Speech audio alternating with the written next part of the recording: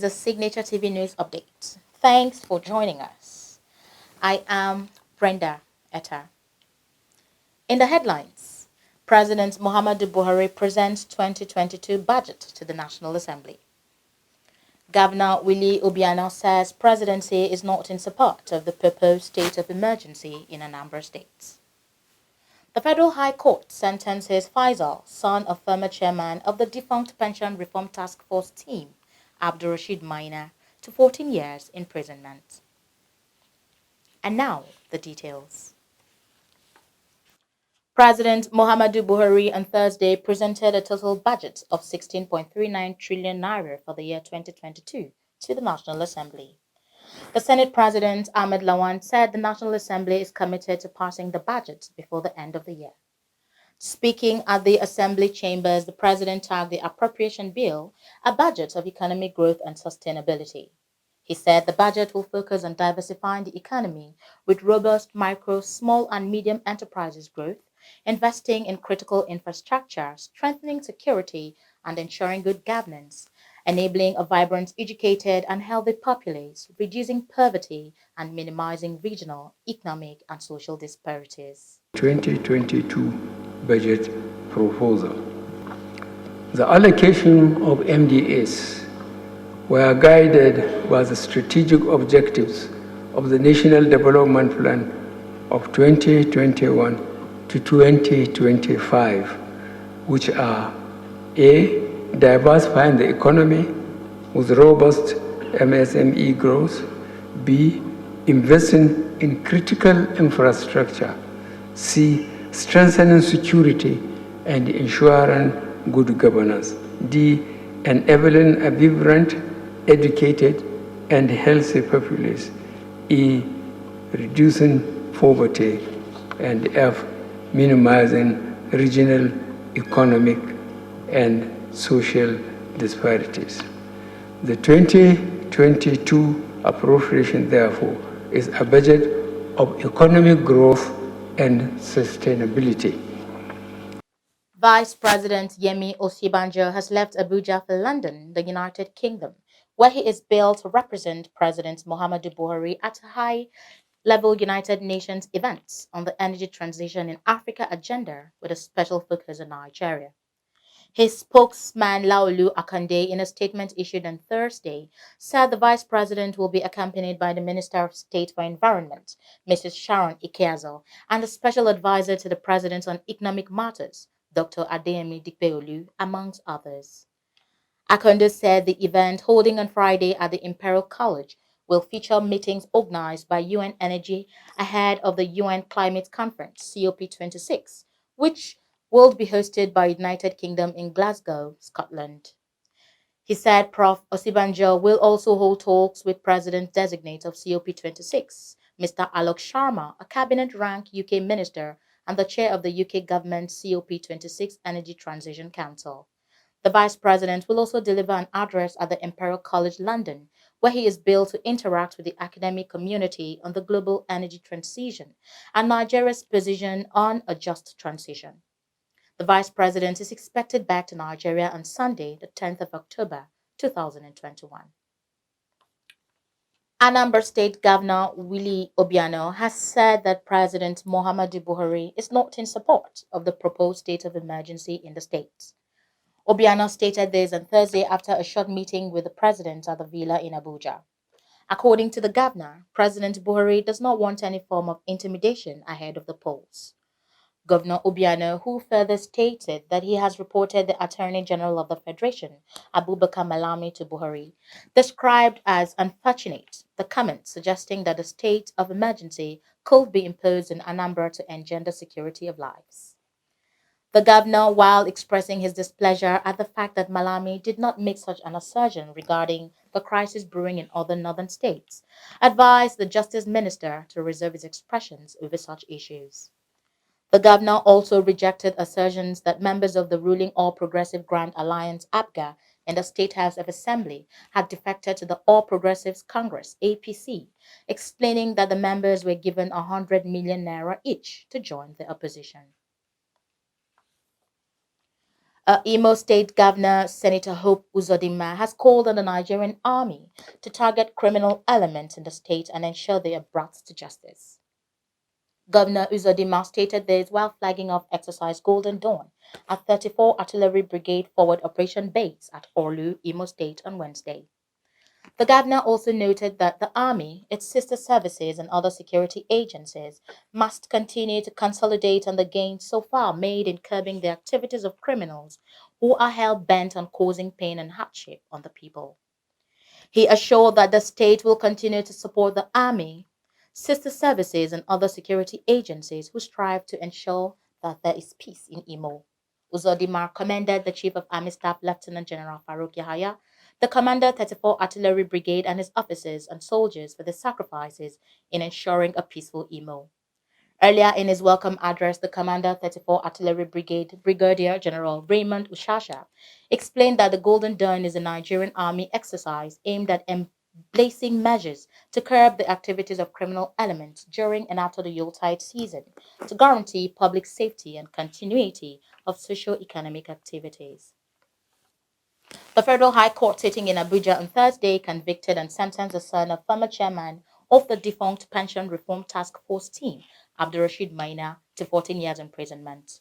The court, in a judgment delivered by Trial Justice Okon Abang, found Faisal guilty on a 3-count money laundering charge instituted by the Economic and Financial Crimes Commission, EFCC. It held that the anti-graft agency successfully established that Faisal operated a fictitious bank account with the United Bank for Africa, through which his father, Maina, laundered the sum of 58.1 million naira. The court noted that the said fund, which was deposited into account that was operated in the name of Alhaji Faisal Farm 2, was sequentially withdrawn by defendant and his father between October 2013 and June 2019. Justice Abang said he was satisfied that the EFCC proved all the essential ingredients of the charge, stressing that defendant reasonably ought to have known that inflows into the bank account informed proceeds of an unlawful act of corruption by his father. While the count sentenced the defendant to 5 years in count 1 and 3 of the charge, he was sentenced to 14 years on count 2 of the charge. The joint health sector unions and Assembly of Healthcare Professional Associations have asked the federal government to ensure that whatever sum is approved for adjustment of the consolidated health salary structure was accommodated in the 80 billion naira budget proposal for salary adjustment of the Federal Ministry of Health. The unions made the demand at a meeting of its national leadership with the government team led by the Minister of Labor and Employment, Chris Ngige, in Abuja on Wednesday. The unions, in a communique issued after the meeting, welcomed the constitution of a 7-man technical team comprising 2 representatives of JUHESU and 1 representative each of the National Salaries, Income and Wages Commission, Budget Office, Federal Ministry of Labor and Employment, Federal Ministry of Health, Head of Civil Service of the Federation, Integrated Personnel and Payroll Information System. And in the world of business, despite outcry and protest against President Muhammadu Buhari's administration penchant for frequent borrowing, the federal government hinted at its plan to borrow more to finance the 6.258 trillion naira deficit in the proposed 2022 budget. This was disclosed after the Federal Executive Council approved 16.39 trillion naira for the 2022 appropriation bill. The Minister of Finance, Budget and National Planning, Zainab Ahmed, who briefed newsmen, stated that the administration will continue to borrow to fund infrastructure projects as the government does not get much from its revenue sources. Justifying the government's position, Ahmed said Nigeria's revenue could barely accommodate services, noting that despite the concerns, its borrowings are still within acceptable limits, as the total money borrowed as of July 22 was 23% of the gross domestic product. And on the foreign scene, over 500 Nigerians have lost their jobs and are stranded for months after the United Arab Emirates stopped granting or renewing direct employment visa for Nigerians in the Western Asian country. It was gathered that while many of the affected persons had returned to Nigeria, hundreds of them are still in UAE in the hope that Abu Dhabi would reverse the decision. The UAE ambassador to Nigeria, Dr. Fahad Al Tafag, has said there was no official communication on the issuance of work permits for Nigerians living and working in his country. A Dubai-based activist, Oluwatosin Fadoju, observed that UAE was using the policy as a punishment against Nigeria, stressing that the federal government was not doing enough to resolve the issue. The spokesperson, Ministry of Foreign Affairs, Mrs. Esther Sunsuwa, said the ministry is unaware of the development but will get in touch with its two offices in Abu Dhabi and Dubai to verify the story. And in the world of entertainment, Blessing Adejo is on standby as always. Over to you, Blessing. It don't happen. It don't happen. My fellow, it don't happen. Hello, wonderful people. How you all doing? It's Thursday evening. I hope you guys are having an amazing time. Well, it's your girl, Blessing Adejo. Welcome to another exciting episode of Entertainment News. Nigerian music icon Innocent Idibia, popularly known as Two-Face, has threatened to file a defamation suit against Brimo over his recent tweets. It will be recalled that Brimo, in a series of tweets, accused music star of physically assaulting him and allegedly accusing him of sleeping with his wife. Brimo took to his Twitter page on Thursday, October 7, 2021, where he shared the letter he received from the lawyer of the music icon. Part of the letter reads, "The baseless and false accusation has caused unspeakable distress to a client and his family. You have also caused estimation to be lowered in the estimation of his friends, business associates, and wider members of the public, and further caused him a significant loss of business." He later gave Brimo 48 hours to tender an unreserved apology to Two-Face Idibia and his family on all his social media pages, and further stated that he should withdraw all comments he made about the music star from his social media pages. Should he fail or refuse to meet their demands, he will be sued for defamation not less than 1 billion naira in court. American singer Ray J has filed for divorce from his wife Princess Love for the third time. The music star filed for divorce for the third time on Wednesday, October 6, 2021. The papers were filed at Los Angeles Superior Court.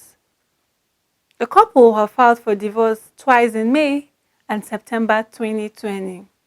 According to newsmen, the estranged couple spent last summer in quarantine and tried to patch things up. But by September, Ray had filed for another divorce.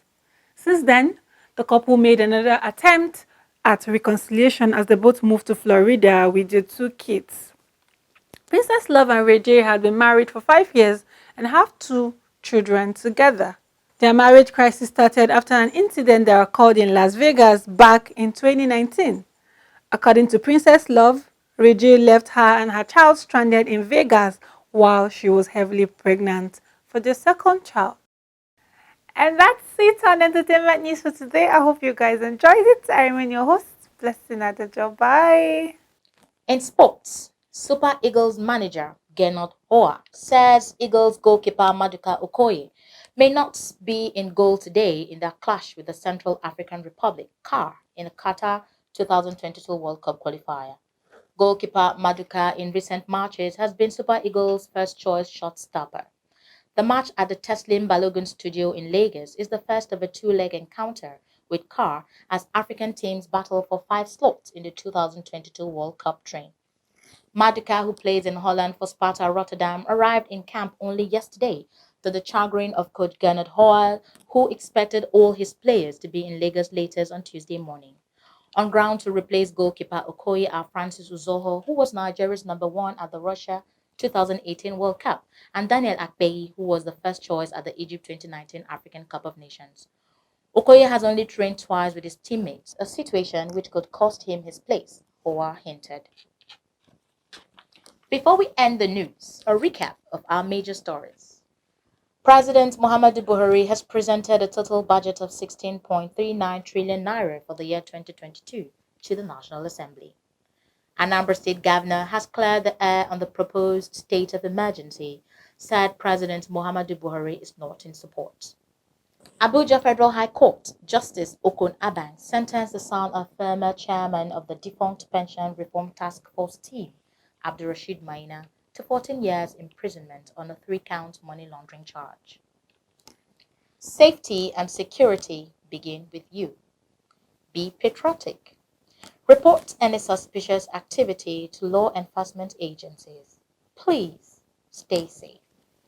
That's the Signature TV News Update. On behalf of my producer, Marvelous Obomanu, I am Brenda Etta. Thanks for watching.